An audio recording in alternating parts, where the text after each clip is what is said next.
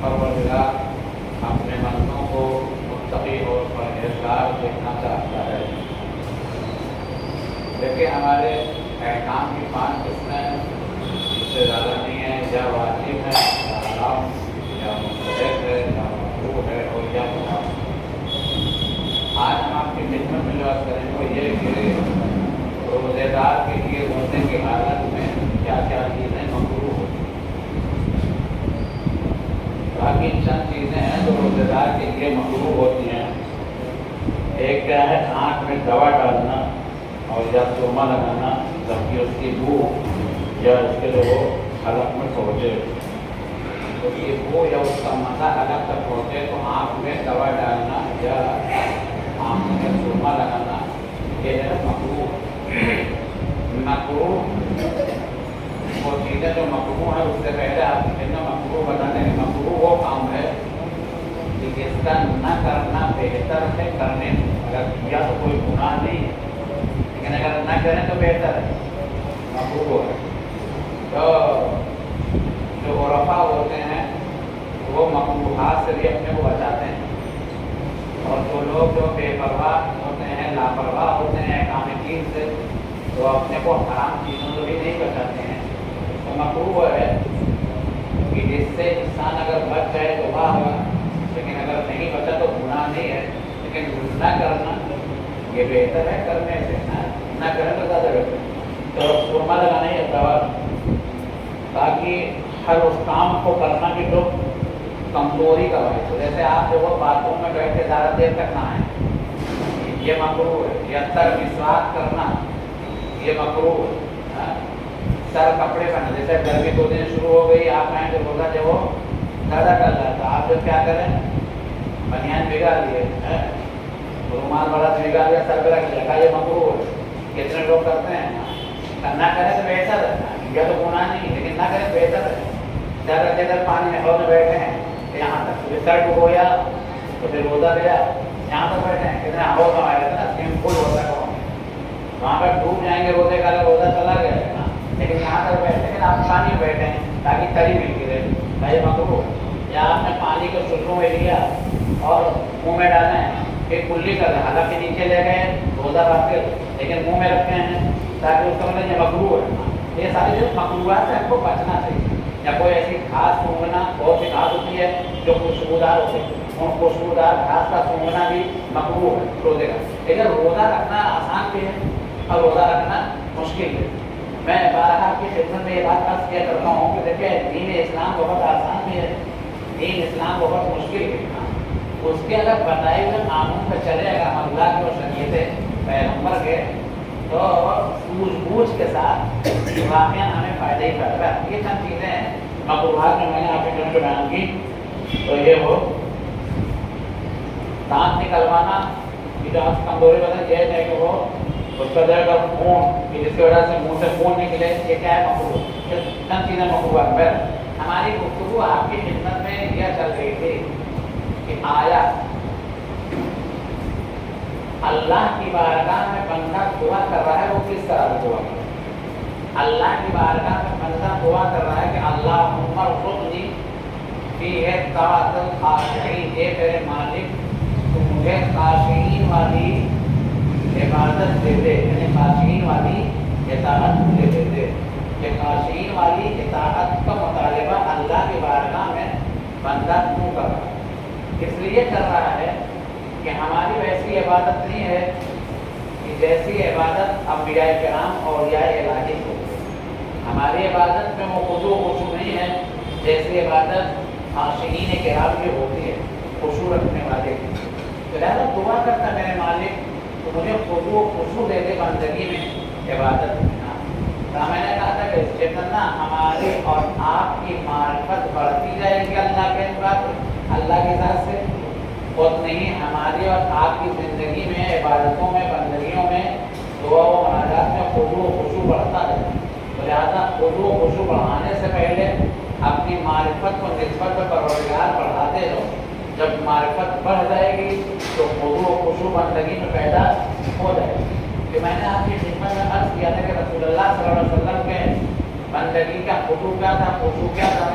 رسول اللہ جب مصلی بندگی پہ آتے تھے تو آپ کا جسم کانپنے لگتا تھا، چہرہ متغیر ہو جاتا تھا اور آپ کے آواز میں کر پیدا ہو جاتا تھا۔ مولائے کائنات بھی جب مصلی پہ آتے تھے تو پورا وجود مبارک کے علی ابن ابی طالب یہ کانپتا تھا۔ کیوں؟ یہ خشوع کی علامت ہے۔ یہ امامان معصوم انبیاء کرام اور اولیاء الہی کا خشوع ہے۔ زہرا صدیقہ طاہرہ سلام اللہ علیہا کا بھی پورا وجود وہ کانپتا تھا جب مصلی بندگی پر۔ یہی تو بات میں نے عرض کرا کہ جب علی کے پاؤں میں تیر لگا، جب نکالا جاتا تو شدید درد ہوتا تھا، تو کہا گیا تاکہ علی کے پاؤں سے تیر اس وقت نکالا جائے کہ جب علی محو بندگی ہو جائے۔ کیوں؟ اس لیے کہ بندگی کی لذت میں علی اتنا غرق ہو جاتے ہیں کہ پھر یہاں کے تیر کے درد کا احساس نہیں ہوا۔ لہٰذا ہوا ایسے ہی کہ جب علی اللہ کی بندگی میں مصروف ہوئے تو پاؤں سے تیر نکال لیا گیا، لیکن احساس درد علی کو نہ ہوا، یہ درد ہوا۔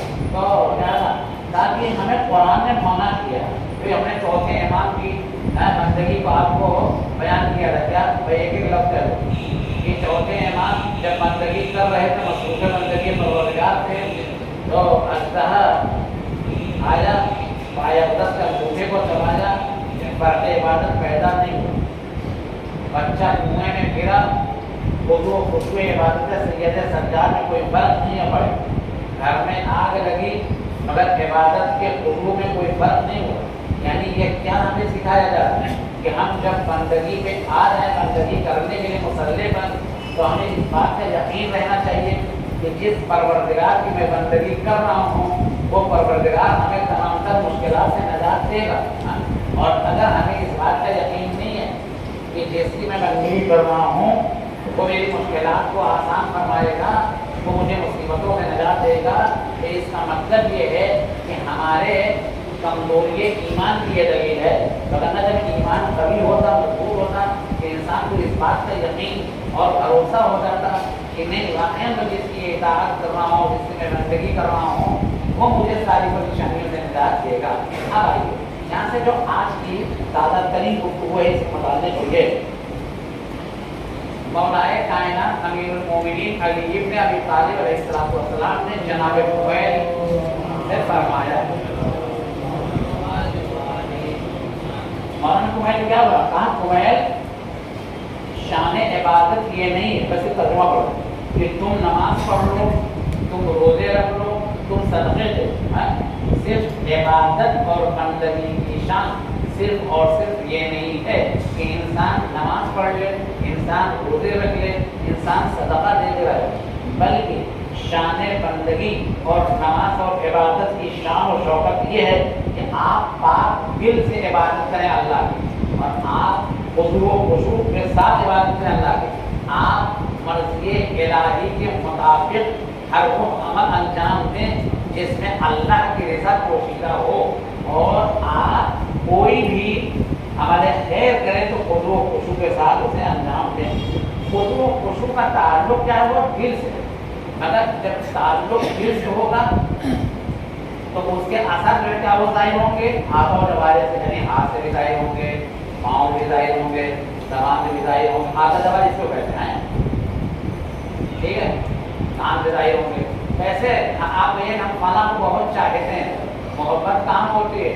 ہاتھ میں نہیں ہوتی ہے، محبت دل میں ہوتی ہے، مگر دل کی محبت یہ اس کا اثر ظاہر کہاں ہوتا ہے؟ کبھی آنکھوں سے ہوگا، مصیبتوں کو سنا رو دیے، کبھی چہرے سے ہوگی، کوئی ان کو خوشی کی بات ہوئی، ہم بھی ان کی خوشی میں میرا بھی چہرہ کھل گیا، ان کے وقت کوئی مصیبت پڑی ہم بھی غمگین ہو گئے۔ تو میں نے کہ جو دل میں بات ہوتی ہے وہ چہرے سے اثر انداز ہوتی ہے۔ تو ایسی خضوع و خشوع کا رشتہ اور تعلق یہ ہے دل سے، مگر اس کے اثرات جو ظاہر ہوتے ہیں وہ اعضاء و جوارح سے، یعنی ہاتھ سے، پیر سے، آنکھ سے، کان سے، زبان سے، بیان سے، اس سے۔ تو خیر کہ قرآن کیا بات، یا ایھا الذین آمنوا لا تقربوا الصلاۃ وانتم سکارى حتی تعلموا ما تقولون، اے صاحبان ایمان دیکھو نماز سے قریب مت جانا در حال کہ تم جب مستی میں ہو، یعنی جب حالت مستی میں ہو تو نماز سے قریب مت جانا، کیوں؟ حتی لما تقولون، کیوں مسیح کی حالت میں نماز پڑھنے میں منع کیا گیا؟ تاکہ تم کو اس بات کا علم تو ہے، تم جانتے رہو کہ میں کہہ کیا رہا ہوں اللہ کے بارے میں، کہ الحمدللہ رب العالمین، کہیں ہم اس کی تعریف کر رہے ہیں، کہیں ہم قیامت کے دن کو یاد کر رہے ہیں، کہیں ہم اس کی عبادت کا دم بھر رہے ہیں، کبھی ہم اس سے مدد مانگ رہے ہیں، رکوع میں جانا ہے اس کی عظمتوں کے اندر۔ انسان جانتا تو ہے مگر مست ہے، یہ کیا کمائی لیا، رکوع میں چلے گئے، حج لایا، سجدے میں چلے گئے، پھر ادھر مارا، پھر رکوع کر لیا، یہ نماز نہیں ہے۔ میں نے کہا یہ ویڈیو دکھائی جائے گی نماز سے۔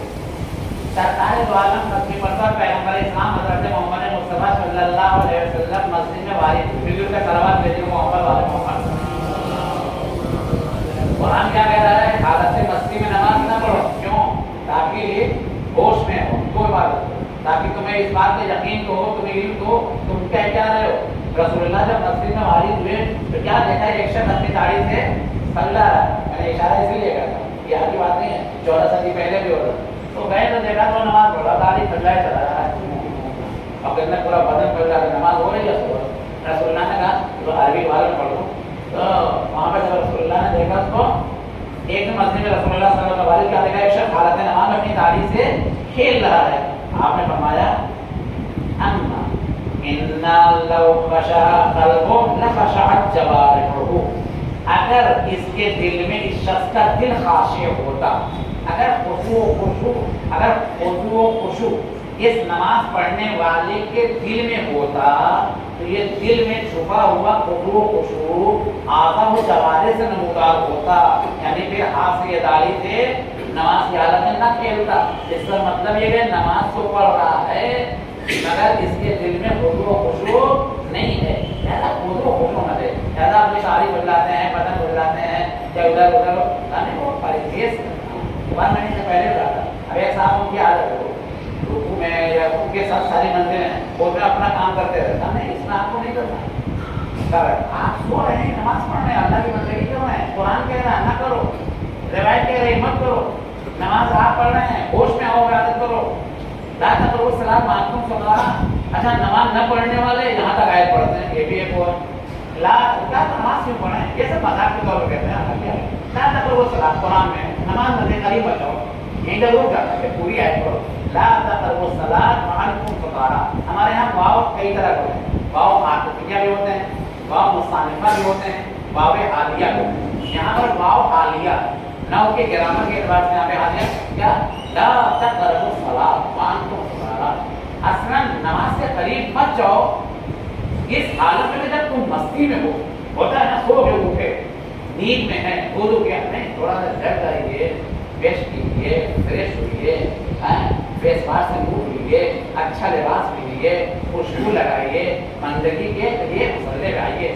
آپ لوگ بڑے آدمی سے ملنے کے لیے جاتے ہیں، کسی کوئی اچھا آ رہا ہے، بہترین لباس نکالیں گے، اچھا عطر لگائیں گے، آپ کس کی بارے میں ڈالتے ہو؟ پوری دنیا کا مالک ہے نہ، نماز کے لیے مستحبات یہ سب ہے، خوشبو لگا کے اچھا لباس پہنتے ہیں، اور پھر اس سے خود پیدا ہوتا ہے، یعنی سارے پاکو پاک، خود پاک، دل پاک، لباس پاک، فکر پاک، پھر آئیے بندگی۔ ایسے نہیں صرف ٹراؤزر پہنے چلے، ٹی شرٹ پہنے ہے، نماز وہ نہیں، لیکن خشوع دل میں پیدا نہیں ہوگا۔ تو ان سب چیزوں سے گھریلو لباس یا جو آپ جو اپنے اس میں پہنتے ہیں سونے، اس کو طے رہنا والا ہے، اس سے انسان پرہیز کرے۔ سر چھپانے کو بھی لگا اچھی بات ہے، سر چھپا کے نماز پڑھتے ہیں، پڑھنا بھی تو لہٰذا لا تقربوا الصلاۃ وانتم سکارى، حالت مستی میں نماز نہ پڑھے، کیوں؟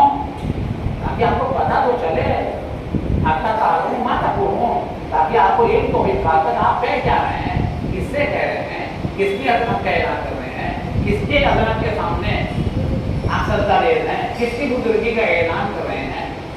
یہ ہے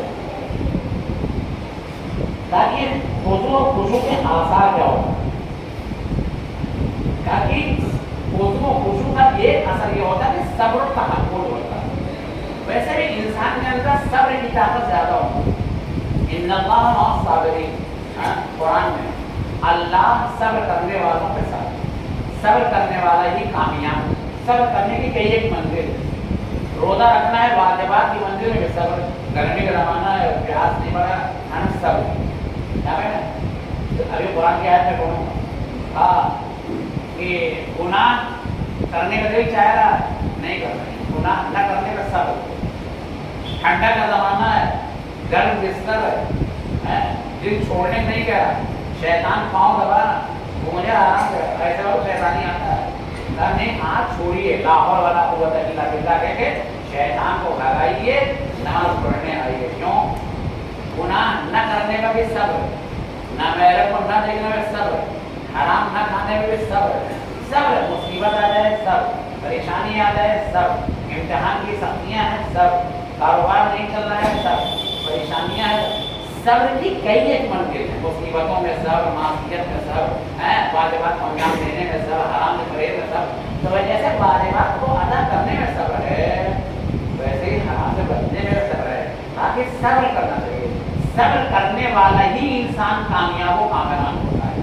ہمارے علم اطہار میں صلی اللہ علیہ وسلم نے کتنا صبر کیا, لوگ آتے تھے آپ کی شان میں جسارت کرتے تھے, وہ ساتھی یعنی وہ ہمارے امام جن کے ہاتھوں کا دھومن بھی جواہر بن گئے, جن کے ہاتھوں کے دھومن لالو جواہرات میں تبدیل ہو جائیں, وہ امام بھی اپنی شان میں اگر ان کی شان کو گستاخی کرتا ہے تو وہ یہ آیت پڑھتے ہوئے راستے بتاتے ہیں کہ والکاظمین الغیظ, کہ غصہ پگھلانے والے کیا ہوتا ہے, یہ خود پڑھ کے. اور جب وہ آتا ہے پتہ ہے امام سے معافی مانگنے کے لیے, تو یہ سوچا وہ امام کے دروازے میں آئے, امام کے نکلیں گے, اسلحے کے ساتھ ہوں گے, جنگی ساز و سامان کے ساتھ ہوں گے, بدلے کے ساتھ ہوں گے, لیکن وہ آیا تھا معافی مانگے, دروازہ کھولا, دیکھا امام صاحب کا نہیں, میں نے تمہیں معاف کیا, تو میں ایسا حضرات ذرا آپ تصور کیجیے ہمارے امام نے ہمیں کیا سبق سکھایا. کیا ہمیں حسن مصطفیٰ علیہ السلام کی سیرت حیات کہ کوئی آیا اور آپ کی شان کو صافی تھی, آپ کے بابا کی شان کو صافی, لیکن امام بولتے ہیں بھوکے ہو تو میں کھانا کھلا سکتا ہوں, پیاسے میں پانی پلا سکتا ہوں, سواری نہیں ہے تو گھوڑے لو, سواری کرو, ہوٹل نہیں ہے رہنے مسافر کھانا نہیں, اس کا انتظام کر رہے ہو, کھانا چاہیے کھانا لے لو, کپڑا چاہیے کپڑا لے لو, جو چاہیے تمہیں لے لو. ارے میں تو شام سے سبق سیکھ کے اتنا زیادہ آ جاتا ہے ان کے خلاف, ان کے بابا کے خلاف, یہاں تو بالکل اپوزٹ معاملہ ہے. یہ تو مجھ سے کہہ رہے ہیں کہ جو چاہیے تمہیں بتاؤ. تو دیکھیں کبھی کبھی صبر اخلاق و کردار ایسا ہوتا ہے وہ دشمن کو بھی جو کلمہ پڑھوانے پہ مجبور کر دیتا ہے. مجھے کا بس کرو, ایسی ہستی کوئی زمین پر نہیں ہے جیسے آپ کو, مجھے کلمہ پڑھائے. تو کلمہ تیر و تلوار سے نہیں پڑھوایا گیا, کلمہ اپنے اخلاق و کردار اور صبر و تحمل پڑھوایا گیا. تو یہ جو خضوع اور خشوع ہے یہ بندگی ہے, یہ خضوع و خشوع اپنی عبادتوں میں پیدا کریں گے, خیر و خیرات میں پیدا کریں گے. اس کا اثر کیا ہوگا؟ پہلا اثر ہوگا صبر اور تحمل. کوئی ہم کو برا بھلا کہنے جیسے کہہ رہا بہرے بن, کہنا پیٹ کرو بہرا, کان کرو بہرا, ہماری طرح نہ کرے کہنے کبھی تو کبھی اگر اس لائق ہے کہنا نہیں ہے تو پھر بھی اللہ استعمال کرو. امام نے یہی دیکھی ہے. تو لہٰذا صبر اور تحمل جس انسان کی زندگی میں ہے وہ کامیاب و کامیاب. تاکہ یا ایھا الذین واستعینوا یا ایھا الذین آمنوا استعینوا بالصبر والصلاۃ انھا لکبیرۃ الا علی الخاشعین. تاکہ تم مدد حاصل کرو نماز کے ذریعے سے والصبر اور روزے کے ذریعے. دیکھ رہے سب سے مراد ہے مفسرین نے کہا ہے روزہ, میں نے کہا تو نہیں, میں سب سے مراد ہے کیوں روزہ پورا صبر کا معاملہ ہے. چھوٹے چھوٹے بچوں کو دیکھتے ہیں روزہ رکھتے ہیں, سب مائیں کہلاتی ہیں, بیٹے بس ابھی 2 گھنٹے میں شام ہو جائے گی, آدھے گھنٹے میں سورج غروب ہو جائے گا, بس ابھی وہ یہ کھلائیں گے تمہیں, وہ بھی دیں گے. کیوں؟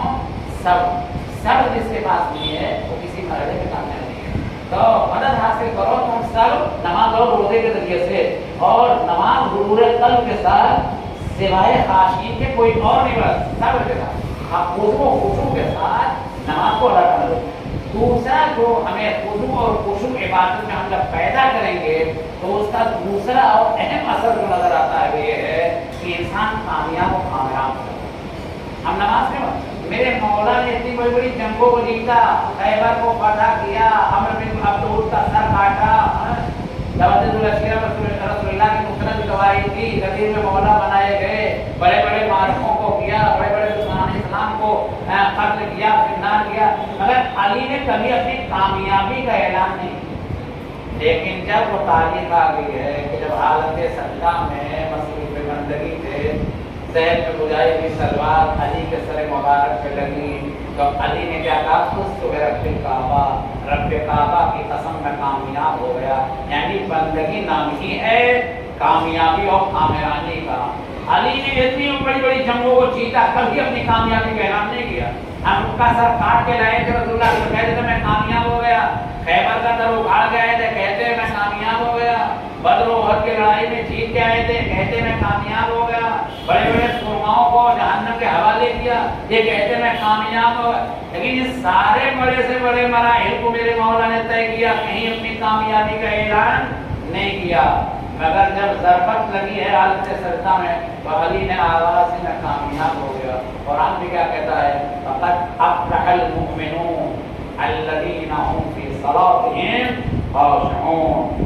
یقیناً اہل ایمان کامیاب ہو گئے ہیں وہ لوگ جو اپنی نمازوں میں خضوع اور خشوع پیدا کرتے ہیں. لہذا ہمیں اور آپ کو جو نتیجہ ملا اس مختصر سے گفتگو سے وہ یہ کہ اپنی عبادتوں میں ہمیں خضوع و خشوع پیدا کرنا چاہیے. میرے مالک ہمیں توفیق عنایت کر دے کہ ہم اپنی تمام عبادات و اعمال و خیر و خیرات و صدقات و عطیات میں ہم خضوع و خشوع پیدا کریں تاکہ یہ ہمارا عمل تیری بارگاہ میں قبولیت کی صنعت عطا کر سکے.